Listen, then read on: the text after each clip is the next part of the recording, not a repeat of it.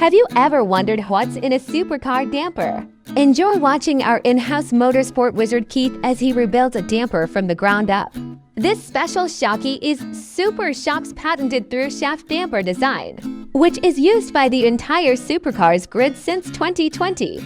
A through-shaft damper has a shaft running through the entire shock body, with a floating piston in the middle.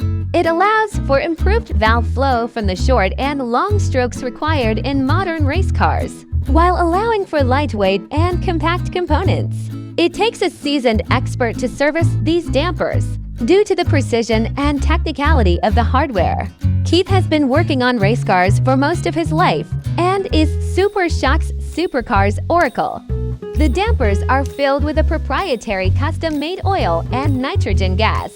The design of the damper means the gas pressure doesn't push directly against the piston, which results in incredible damping performance. The monotube design helps to dissipate heat with extreme efficiency, and it also means the oil and gas don't mix, a condition known as cavitation.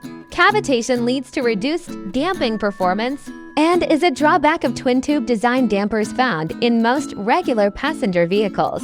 Remember this video next time you watch Supercars drivers smash over curbs and take corners at unbelievable speeds.